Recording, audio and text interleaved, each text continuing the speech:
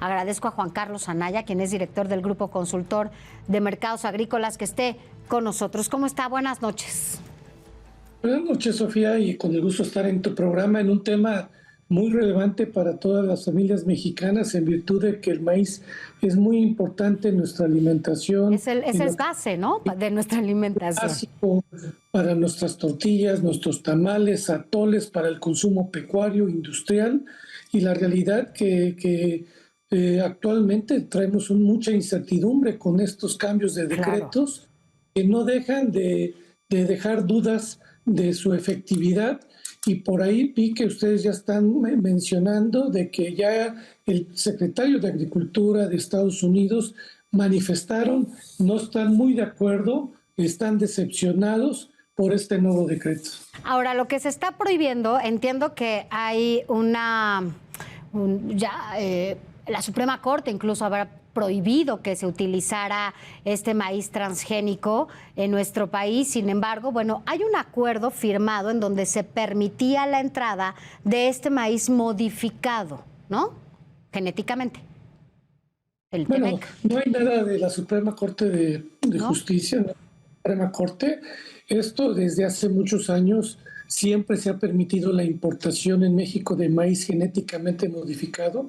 Lo que no se ha permitido, no de este gobierno, sino de gobiernos anteriores, es el uso de maíz genéticamente modificado para la siembra comercial en nuestro país. No se permite, pero sí se permite la importación, y que eso traía mucha controversia de por qué sí importábamos y no se podía sembrar maíz genéticamente modificado. Exacto. A partir de este gobierno, el día 31 de diciembre de 2020, que llamó mucho la atención, se prohibía para el 31 de enero del 2024 la importación de maíz genéticamente modificado para el consumo directo de mexicanas y mexicanos, lo cual no dejaba claro el consumo que tenemos para el sector pecuario e industrial, que ya este decreto de ahora del 13 de enero sí establece con más claridad la prohibición del maíz genéticamente modificado, color que sea blanco o amarillo,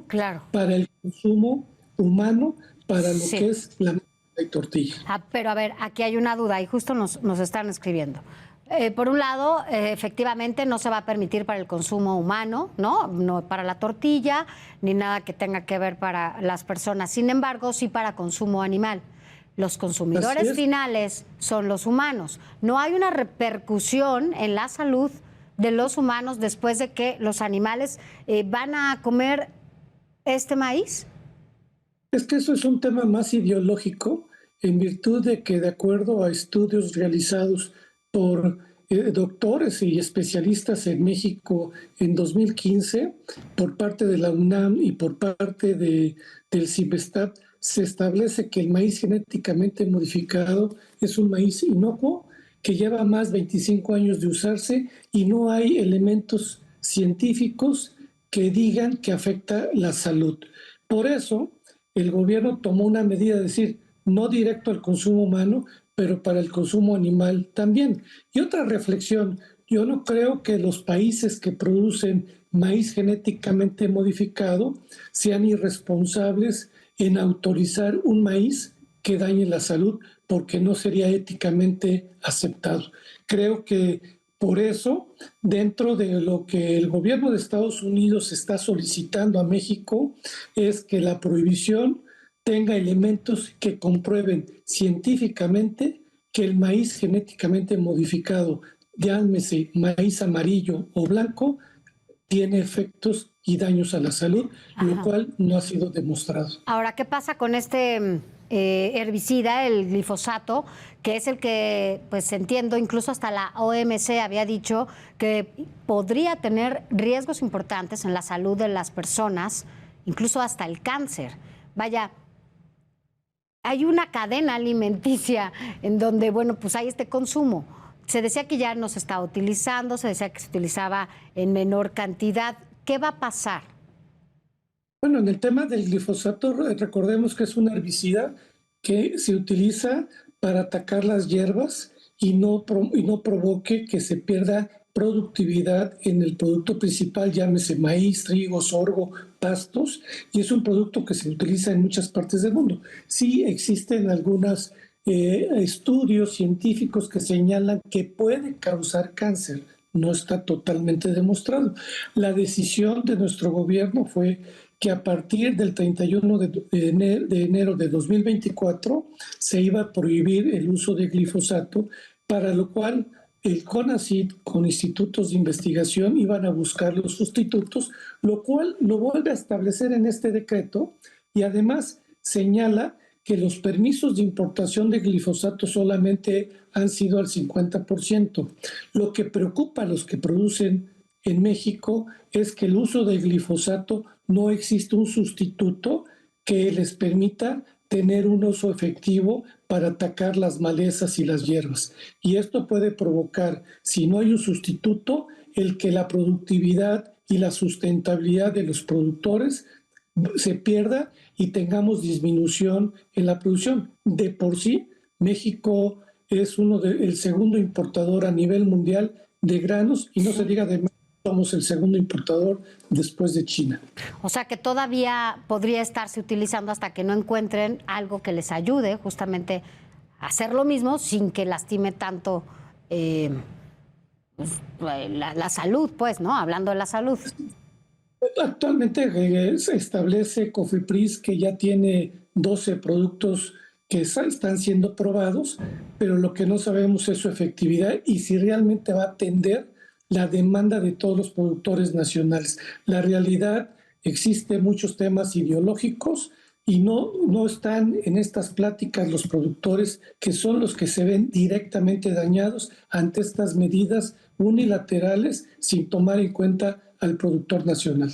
A eso iba, a la producción, pero antes quiero preguntarle, para terminar un poco con con la alimentación, es ¿cómo tener claro o cómo se va a monitorear, vaya, no sé, cómo se va a tener la certeza de que este maíz no se va a utilizar para las tortillas, por ejemplo? Bueno, establece el decreto que se va a establecer, no está establecido, siempre no tenemos Okay. nada todo. Que no se haga este tipo de medidas, que maíz genéticamente modificado que se va a usar para forraje o uso industrial se vaya al consumo humano. No hay los elementos, ni tampoco los estudios, ni los laboratorios que puedan analizar. Entonces, sí se corre ese riesgo, Sofía. Sí. ¿Por qué? Porque no está claro todavía. O sea, no está en el papel.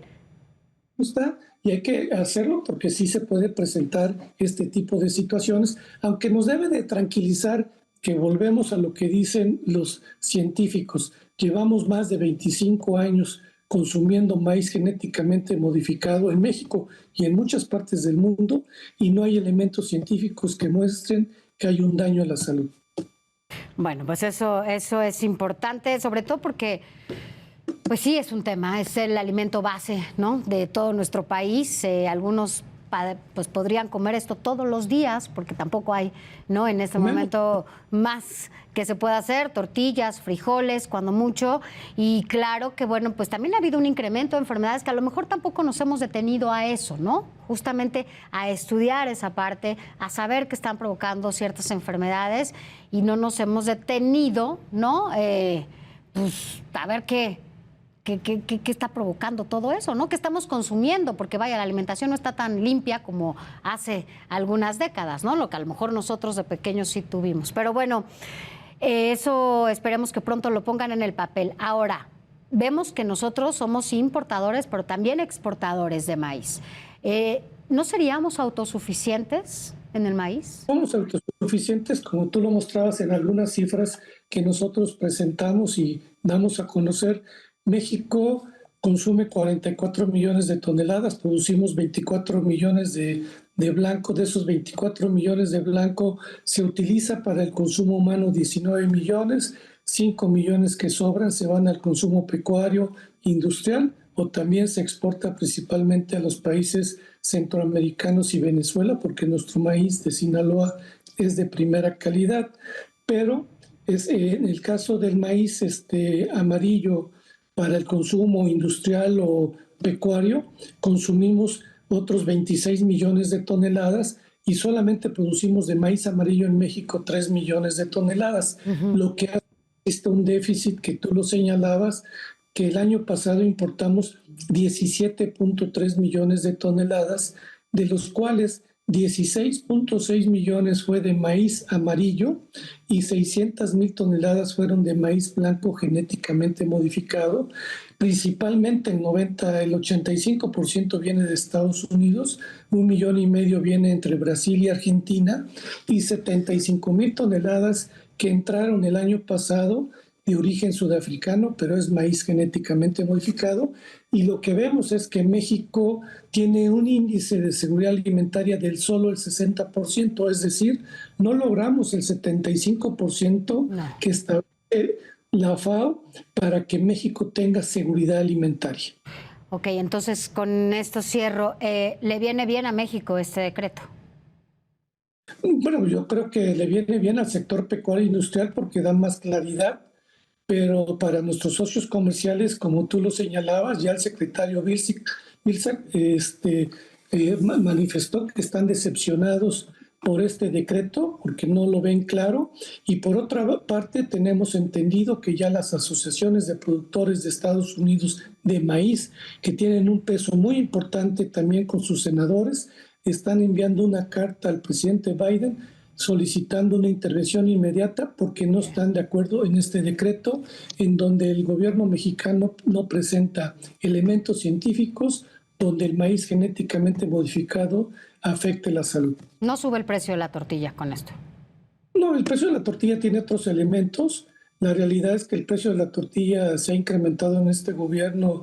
Cuando inició de 14 pesos, ya estamos en 20 pesos. Hasta en 30 en algunos lugares llegó. Y todo. Y la realidad, ahorita el maíz bajó un poco el precio, pero ya cuando sube la tortilla, aunque el maíz baje, ya la tortilla no baja, porque también hay otros elementos como la electricidad, el gas, el salario. Hasta la seguridad, ¿no? Hasta la seguridad que lo vemos con mucha preocupación. Entonces, la realidad pues, es un tema que también debe revisarse, como está sucediendo también en el caso del huevo. Perfecto.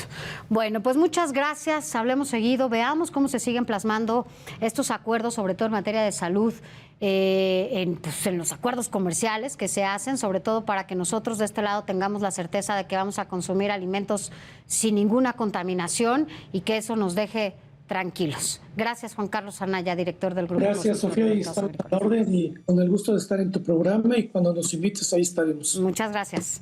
Gracias, buenas noches.